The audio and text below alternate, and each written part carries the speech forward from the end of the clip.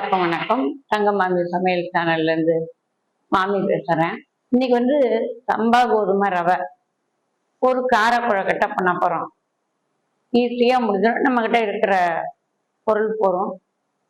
இது ஆவியில வேக வைக்கிறதுனால ரொம்ப உடம்புக்கு நல்லது. 2 தடவை வேக வைக்க போறோம். இதை வயசானவாளுக்கும் கொடுக்கலாம், சர்க்கரை மருந்து எடுக்கிறவாளுக்கும் இதாகும், குழந்தைங்களுக்கும் ஆகும். இன்னைக்கு இந்த சம்பா ரவை கார குழக்கட்டை, புடி குழக்கட்டைன்னு சொல்லலாம், புடி குழக்கட்டை பண்ணி நம்ம பார்க்க போறோம் இன்னைக்கு. இப்ப அதுக்கு தேவையான பொருள் என்னன்னு பார்க்கலாம். சம்பா கோதுமை ரவை ஒரு 1/4 கிலோ, தேங்காய் எண்ணெய் நம்ம இதுக்கு ஊற்ற போறோம்.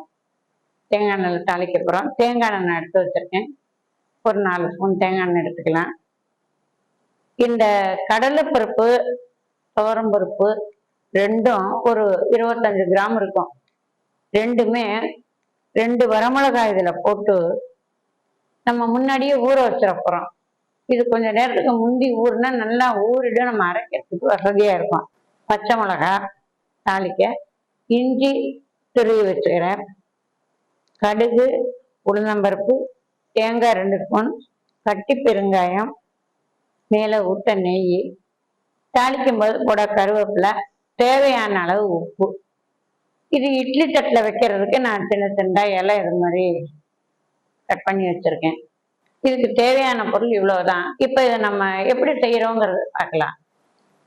இப்போ இந்த கடலைப்பருப்பும் துவரம்பருப்பும் நான் ஊற வச்சிருக்கேன். இதை ஊற வச்சு 1 மணி நேரம் ஆச்சு. டிஃபன் செய்யறதுக்கு முந்தி இதை நம்ம ஊற வச்சா நல்லா ஊறிடும். இதுலயே நான் வரமிளகாயும் போட்டிருக்கேன், 3 மிளகாய். இதுக்கு வெங்காயம்லாம் நம்ம சேர்க்கல. விரத காலம், நாள்கிழமை, ஏகாதசி, இது மாதிரி எல்லா நாளைக்கும் இது உகந்ததா நம்ம பண்ணி கொடுத்துக்கலாம். அதனால இப்ப நான் இதுக்கு வாசனைக்கு கட்டி பெருங்காயம் வச்சிருக்கேன். இந்த கட்டி பெருங்காயத்தை இதுலயே போட்டு அரைச்சிட போறேன். வாங்க இதை முதல்ல அரைச்சிட்டு பார்க்கலாம். இந்த ஊற வச்ச துவரம்பருப்பும் கடலைப்பருப்பும் நான் ரொம்ப தண்ணியே இல்லாம மிக்சியில சின்ன ஜார்ல தான் போடுறேன். கொஞ்சம் நம்ம ரொம்ப நைஸா அரைக்காம கொஞ்சம் ரவை பதத்துல அரைச்சுனா நல்லா இருக்கும். இதோட ஊற வச்ச வரமிளகாயும் இதுலயே போட்டிருக்கேன். கட்டி பெருங்காயம் நல்லா வாசனையா இருக்கும், இதுல நல்லா மசிஞ்சு போயிடும். அதனால கட்டி பெருங்காயம் இதுல ஒரு துண்டு போடுறேன்.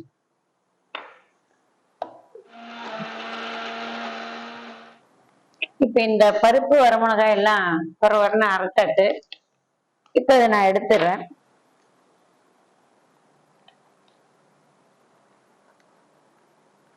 இந்த கடலைப்பருப்பு, துவரம்பருப்பு, வரமிளகாய், கட்டி பெருங்காயம் போட்டு இதை நான் முன்னாடி 1 மணி நேரத்துக்கு முன்னாடி ஊற வச்சு கொஞ்சம் குறப்பா நான் அரைச்சிட்டேன். இப்ப நான் அடுப்பத்தை வச்சுட்டேன். கடாயை நான் அடுப்புல வச்சிருக்கேன். முதல்ல இந்த கோதுமை ரவையை நம்ம நல்லா வறுத்துக்கலாம். எந்த ரவையுமே நம்ம வறுத்துட்டு போட்டோம்னா குழையாம நல்லா வரும். அதனால இப்ப நான் கோதுமை ரவையை வறுக்க போறேன். இதுக்கு நான் தேங்காய் எண்ணெய் தான் எடுத்திருக்கேன். தேங்காய் எண்ணெய் ரொம்ப ஒரு ருசியை கொடுக்கும். 2 ஸ்பூன் தேங்காய் எண்ணெய் ஆகட்டும். எண்ணெய் சூடாயிடுச்சு. 1/4 கிலோ கோதுமை ரவை எடுத்திருக்கேன், சம்பா கோதுமை ரவை. தேங்காய் எண்ணெய் 2 ஸ்பூன் ஊற்றிருக்கேன். முதல்ல இந்த ரவையை நல்லா வறுத்துக்கலாம். கோதுமை ரவை வறுத்த வாசனை வருது. இந்த பாருங்க, நல்லா வெள்ளைய பொரிஞ்சு வருது. இந்த தேங்காய் எண்ணெயோட மனம், கோதுமை ரவை வாசனை எல்லாமே சேர்த்து இப்பவே நமக்கு பசியை தூண்டிடும். இது நம்ம எந்த விரத காலத்துக்கும் பலகாரத்துக்கும் நாள் கிழமைக்குமே வறுத்துட்டோம்னா பத்து கிடையாது. 10 பசை பார்க்குறவாளுக்கு வறுத்துட்டா அதுக்கு 10 கிடையாது. வறுத்துட்டா நல்லாவும் சீக்கிரம் வெந்து போகும், நம்ம வயிற்றுக்கும் ரொம்ப நல்லது. அதனால அதை நல்லா நான் வறுத்தாச்சு. இப்ப இதை ஒரு தட்டுல மாத்திக்கிறேன். இப்ப இந்த கோதுமை ரவை வறுத்து வச்சுட்டேன். இப்ப இதுக்கு தாளிக்கிறேன். தேங்காய் எண்ணெய் தான் 2 ஸ்பூன் வச்சிருக்கேன். தேங்காய் எண்ணெய் சூடு எடுத்து இப்ப நான் குட்டி ஸ்பூன்ல கடுகு போட்டிருக்கேன். நல்லா பொரிஞ்சிருக்கு. இப்ப உடைச்ச உளுந்தம்பருப்பு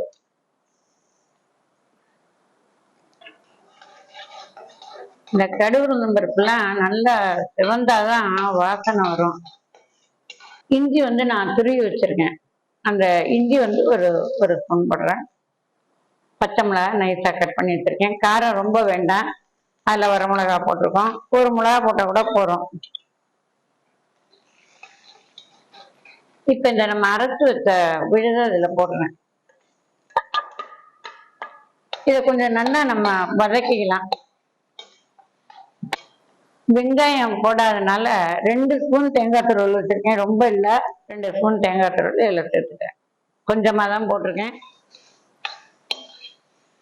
இது என்ன கிட்ட இருந்தாலே ஒட்டாம வந்துடும், அப்படியே சட்டியில உதிரி உதிரி ஆயிடும், உசிலியாட்டம்.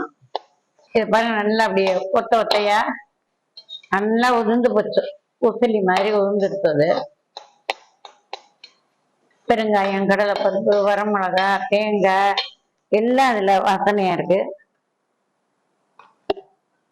நம்ம 1 கப்பு ரவை எடுத்துனோம். இதுல 2.5 கப்பு நான் தண்ணி ஊற்றுறேன்.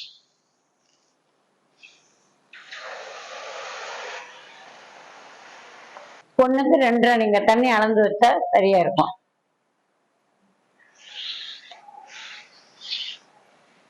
இப்ப இதுக்கு தண்ணி ஊற்றியாச்சு. இப்ப இந்த ரவைக்கு, இந்த பருப்புக்கு எல்லாத்துக்குமா சேர்த்து நான் தேவையான உப்பு போடுறேன்.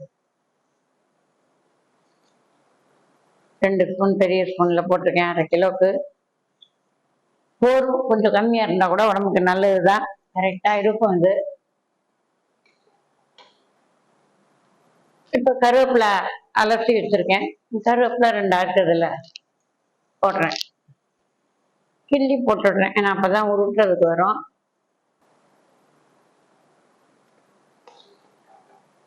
பருப்பு, தாளிப்பு எல்லாம் நம்ம அரைச்சு போட்டது எல்லாமே நல்லா கொதிக்க ஆரம்பிச்சிருச்சு. இப்ப இந்த வறுத்த கோதுமை ரவையை நான் இதுல போடுறேன்.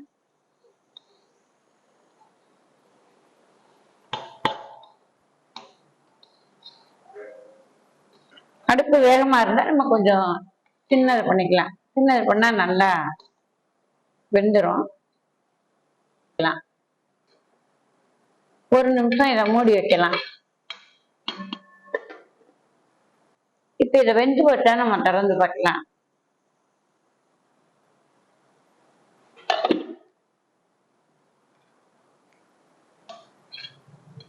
பாருங்க, இது அப்படியே புட்டு மாதிரி நல்லா வெந்து போச்சு.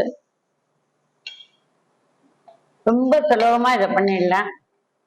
இப்ப இதை ஆற வச்சு உருட்டி இட்லி தட்டுல வச்சிடலாம்.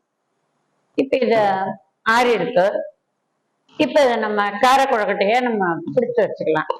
கையில தண்ணி தொட்டு உருட்டினோம்னா நல்லா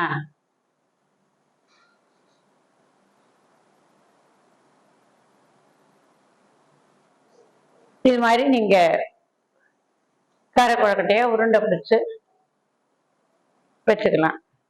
அதுக்கப்புறமா நம்ம இட்லி தட்டுல வச்சு வேக வச்சு எடுத்துடலாம். 1 நிமிஷம் வந்தா போறோம், ஏன்னா ஏற்கனவே இதை வறுத்துருக்கோம், வேக வச்சிருக்கோம்.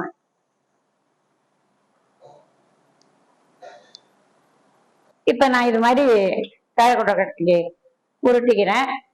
இது இன்னும் கொஞ்சம் நல்லா ஆறட்டும். அதுக்குள்ளேயே நான் இட்லி பாத்திரத்துல நான் தண்ணி வைக்கிறேன் வேக வைக்கிறதுக்கு. நான் இட்லி பாத்திரம் வச்சிருக்கேன். இப்ப இதில் நம்ம இட்லிக்கு எப்படி வேக வைக்க தண்ணி வைக்கிறோமோ அது மாதிரி நம்ம ஊற்றி வச்சுக்கலாம்.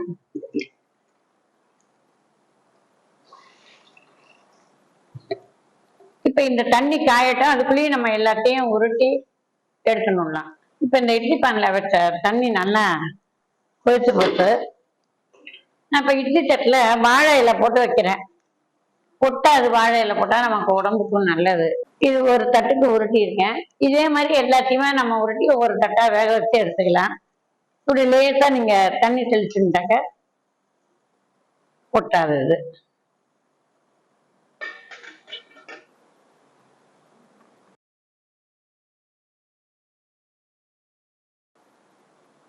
இது மாதிரி நான் உருட்டி வச்சிருக்கேன்.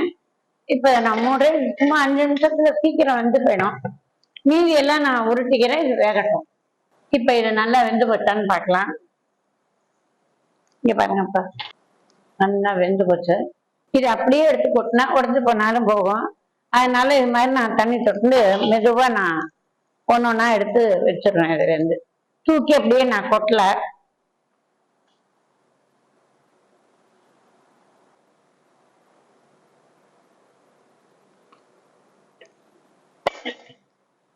இப்ப இந்த கார கொழுக்கட்டை, சம்பா கோதுமை ரவை கார கொழுக்கட்டை எல்லாம் பண்ணி முடிச்சிட்டோம். இது மேல வாசனைக்கு ஒரு சொட்டு நெய் நான் ஊற்றிருக்கேன். வாசனை ரொம்ப நல்லா இருக்கும் சாப்பிட. இங்கே பாருங்க, இப்படியே நம்ம இந்த கார கொழுக்கட்டை இப்ப எல்லாம் நெய் வாசனையோட எல்லாம் ரெடி ஆயிடுச்சு.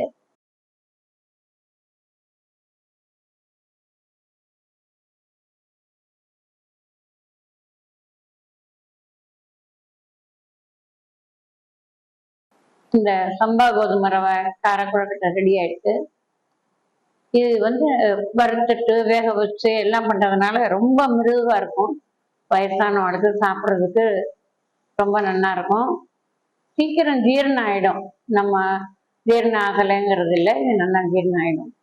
இதுக்கு தேங்காய் சட்னி, கார சட்னி உங்களுக்கு எது பிடிக்குமோ அதை வச்சுக்கலாம். நம்ம வீட்டில் இருக்க சாம்பார் இருந்தால் கூட அதை கூட நம்ம போட்டுக்கலாம். நீங்க எல்லாரும் ஒரு தடவை இதை வீட்டில் செஞ்சு பாருங்க. கமெண்ட் பாக்ஸில் கமெண்ட் பண்ணுங்க. தங்கமாமி சமையல் சப்ஸ்கிரைப் பண்ணுங்க. மறுபடியும் அடுத்த நல்ல ரெசிபியோடு உங்களை எல்லாரையும் சந்திக்கிறேன். நன்றி, வணக்கம்.